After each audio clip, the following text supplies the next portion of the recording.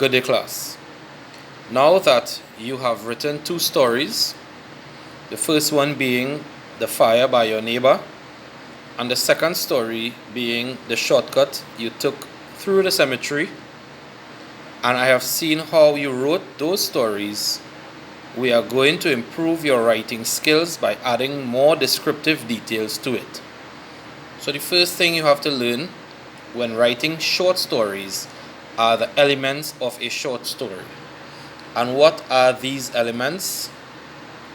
Here I have 5 elements of a short story. The first being the settings of the story, the characters that make up the story, the conflict, the plot, and the theme. Today we are going to focus on the setting of the story. So we are doing these exercises section by section or part by part. So what is the setting of a story? Well, as our focus is on the setting of the story, the setting tells us where the story takes place. It also tells us the time the story took place as well. So look at the picture here. You can see the story could either take place in a tower, in the city, or at a cottage. The setting is used to begin a story. Remember, I said the setting is the time and the place where the story occurs. When and where the story takes place. So as I said before, it is used to begin a story, and it is also used to capture the reader's attention. No one likes a boring story that begins with boring sentences. So now, here you can see that by using an interesting and detailed setting, we are going to improve your writing by doing that. So, after that, now we have some examples of settings for happy stories. Now, your setting could either be in short sentences or long sentences. So the first one we have here, that day the sun was shining in all its brilliance, creating a wonderful heavenly glow all around. The birds were chirping merrily, and the grass and trees were swaying to Mother Nature's music. That is one way of introducing your story. Number 2, that lovely evening the sunlight beamed down on me as I gingerly walked through the flower garden.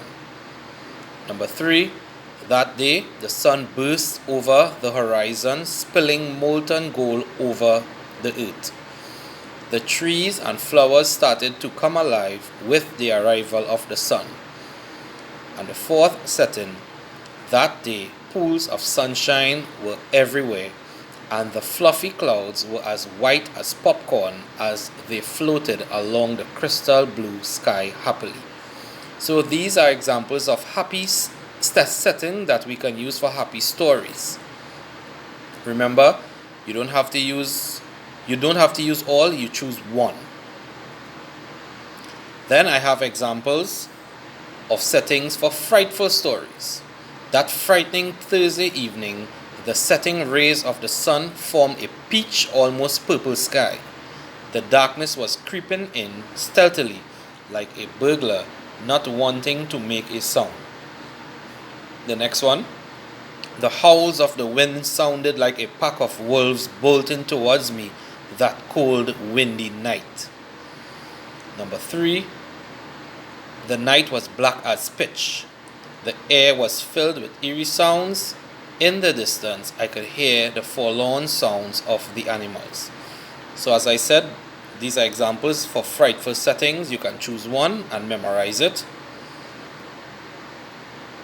Here I have a picture, and I will upload this picture as well. This is taken from the Vidya Maharaj process of writing compositions, and you can find this in that purple textbook. And these are settings for happy stories, and these are shorter sentences. That day the sun was like a celestial fireball in the sky. Or that lovely day the sun was like a glowing medallion in the sky, or that day the sun was like a fiery ball in the sky. So you can use any of these here. So as I said before, you can use the short sentences or the long sentences, but remember, it must be descriptive so that you can capture the reader's attention. Here we have some settings for frightful stories. That frightening Thursday evening, the setting rays of the sun form a peach, almost purple sky. So I read that before in that slide before. And underneath here now you can see suggested ways of beginning a composition. So we can begin a composition with a description of the day or the night. For example, what we did just now there, the morning. That morning, as the golden sun in the sky hoisted, the shadows of darkness ceased to exist. The rays of sun spread like butter over the horizon as I awoke.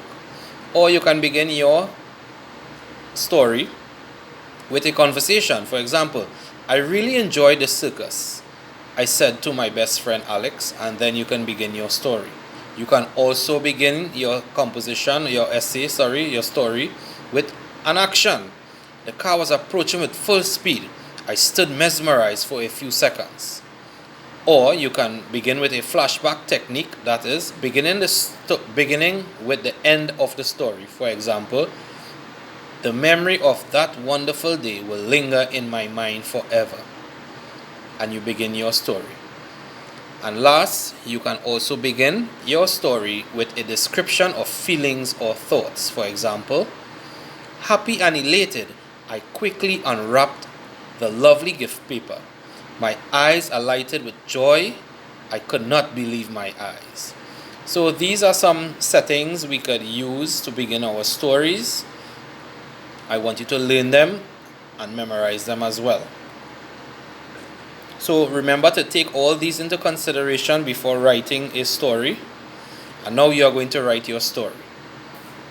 Write a story based on the following topic.